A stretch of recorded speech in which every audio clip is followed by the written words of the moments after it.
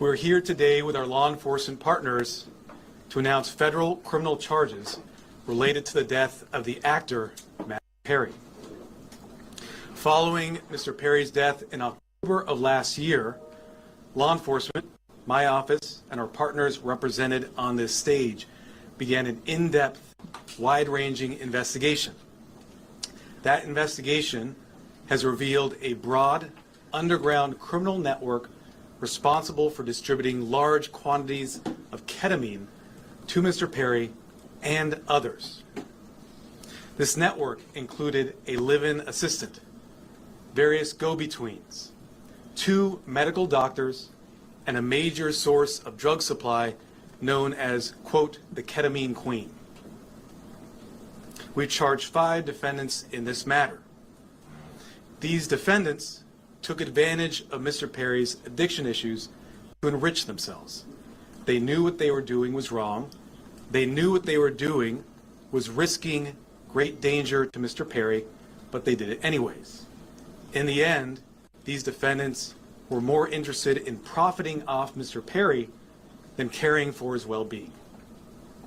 I'm going to talk about the indictment, the allegations, and the charges in more detail. On October 28, 2023, Mr. Perry was found deceased in his home. An autopsy was conducted following his death. That autopsy showed that he had died due to the acute effects of ketamine. Ketamine is a controlled substance. It has some legitimate uses, but it is also used illegally. It is used by people seeking to disassociate from reality. It can cause serious health effects, serious health problems, including loss of consciousness, including spikes in blood pressure, and including respiratory issues that can deprive the brain of oxygen. For that reason, it is a drug that must be administered by medical professionals, and the patient must be monitored closely. That did not occur here. This investigation focused on who supplied the ketamine to Mr. Perry. As many of you know, Mr. Perry struggled with addiction in the past. And on many occasions, he sought help for his addiction issues. The investigation revealed that in the fall of 2023, Mr. Perry fell back into addiction, and these defendants took advantage to profit for themselves. The 2 lead defendants in this case are defendants Salvador Plasencia and defendant Jasvin Sanya. First, I'll talk about defendant Plasencia. Defendant Plasencia was a medical doctor. He worked with another medical doctor, defendant Mark Chavez, to obtain ketamine. He then worked with Mr. Perry's live-in assistant, defendant Kenneth Iwamasa, to distribute that ketamine to Mr. Perry. Over 2 months, from September to October 2023, they distributed approximately 20 vials of ketamine to Mr. Perry in exchange for $55,000 in cash. Defendant Plasencia saw this as an opportunity to profit off of Mr. Perry. He wrote in a text message in September 2023, quote, "I wonder how much this moron will pay." He also stated in text messages that he wanted to be Mr. Perry's sole source of supply. He wrote in a text message that he wanted to be Mr. Perry's, quote, go-to for drugs. As a doctor, defendant Plasencia knew full well the danger of what he was doing. In fact, on one occasion, he injected Mr. Perry with ketamine, and he saw Mr. Perry freeze up and his blood pressure spike. Despite that, he left additional vials of ketamine for defendant Iwamasa to administer to Mr. Perry. Of course, defendant Iwamasa had no medical training to speak of. Defendant Plasencia knew what he was doing was harming Mr. Perry. He had spoken to another patient in mid-October 2023, and he told that patient that Mr. Perry was spiraling out of control with his addiction. Nonetheless, defendant Plasencia continued to offer ketamine to Mr. Perry. Likewise, defendant Sanya knew what she was doing was harming defendants and also Mr. Perry. She took advantage of Mr. Perry by selling large amounts of ketamine to Mr. Perry over a 2-week period in October of 2023. She sold approximately 50 vials of ketamine for approximately $11,000 in cash. She worked with a broker, defendant Eric Fleming, and also the live-in assistant, defendant Iwo Masa, to distribute this ketamine. Sonia and the broker, defendant Fleming, saw this as an opportunity to profit off of Mr. Perry. In a text message, the broker wrote, quote, "I wouldn't do it if there wasn't a chance of me making money for doing this." Defendant Sonia sold the batch of ketamine that resulted in Mr. Perry's death on October 28th. Officers later searched defendant Sonia's home. During that search, they found what amounted to a drug-selling emporium. They found 80 vials of ketamine, thousands of pills containing methamphetamine, cocaine, bottles of Xanax and other illegally obtained prescription drugs, and drug-selling paraphernalia, including scales and ledgers. As I mentioned, the defendants in this case knew what they were doing was wrong. When they'd refer to the ketamine, they used coded language. They'd refer to it using terms such as, quote, Dr. Pepper, or quote, bots, or quote, cans. Also, defendants Placencia and Chavez, as medical doctors, knew full well this was not the proper way to administer ketamine, and they even talked about that in their exchanges. And defendant Sonia also knew that she was doing something that caused great risk to Mr. Perry. In fact, during this investigation, we learned that several years before, in 2019, defendant Sonia had sold ketamine to another customer. That person died the same day.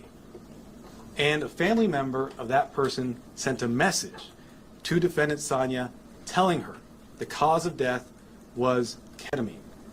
Nonetheless, defendant Sonia continued selling drugs, including ketamine, including the ketamine that ultimately killed Mr. Perry. That other victim was a person named Cody McLaury. He died in 2019. The penalties these defendants face are very significant. With regard to defendant Placencia, the statutory maximum sentence he faces is 120 years in federal prison. And with regard to defendant Sonia, the statutory maximum she faces is life imprisonment. By filing these extensive and serious charges, we are sending a clear message. If you are in the business of selling dangerous drugs, we will hold you accountable for the deaths that you cause. This is nothing new for us. Since 2022, my office has filed over 60 cases against drug dealers who've caused the death of another person. These cases are known as death resulting cases. They are labor-intensive cases, and we work with our law enforcement partners, including ones represented here today, to bring those cases. Our office is a national leader in bringing those cases. They're very important because every victim's life counts. If you are in the drug selling business and you're selling dangerous drugs, you are playing roulette with other people's lives, just like the 5 defendants here did to Mr. Perry. Defendants nowadays are on full notice that the products they sell could result in the death of another person. Therefore, if you're in the drug business, and despite these risks you continue in the drug business, you are pushed by greed to gamble with other people's lives, be advised, we will hold you accountable. I want to thank our partners in this case, the Los Angeles Police Department, the Drug Enforcement Administration, and the U.S. Postal Inspection Service.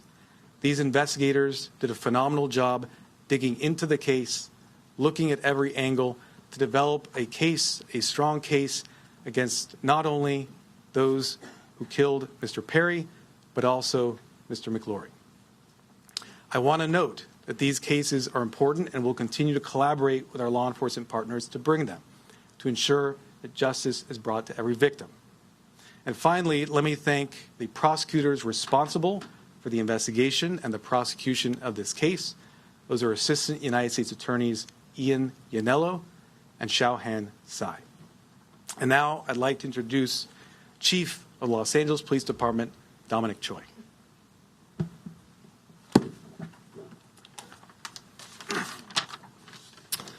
All right. Good morning, and thank you, Martine. You know, while it's tragedy that brings us all here together, I'm happy to stand here knowing that these dangerous individuals are no longer on the streets and they won't be able to harm anyone else. The Los Angeles Police Department and our partners here today, we're committed to investigating all cases like this, and it's regardless of someone's background or socioeconomic status. And just with all of our cases, this investigation was done impartially. We let the facts drive this investigation, and those facts led us to a group of individuals who were responsible for supplying and distributing to Mr. Perry narcotics that led to his unfortunate and untimely death. The group standing here today, it's a prime example how our partnerships and our collaboration can yield meaningful results.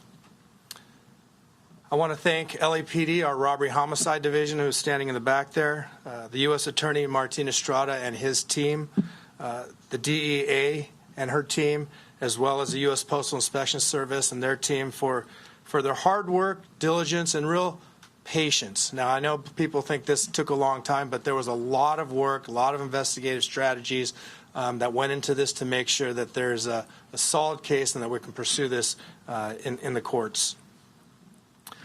Our relationship with our federal partners, it helps us ensure that these criminals will have meaningful sentences and be an example for anyone that is willing to risk or jeopardize distributing and supplying unlawful or narcotics to anyone. And I just really want people to know that that is the message. You cannot get away with this regardless of your background or socioeconomic status. Breaking the law is breaking the law, and you are dangerous and you are jeopardizing lives. So thank you all of my partners for being involved in this and bringing us to where we are at today. And at this time, I'd like to introduce DEA Administrator Ann Milgram.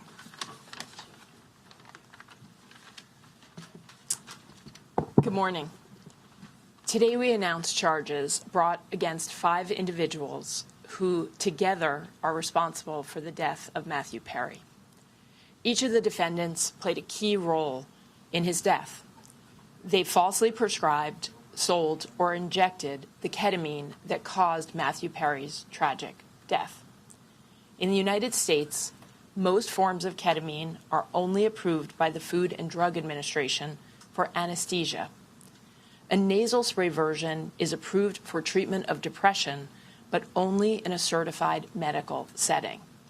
Here, Matthew Perry sought treatment for depression and anxiety and went to a local clinic where he became addicted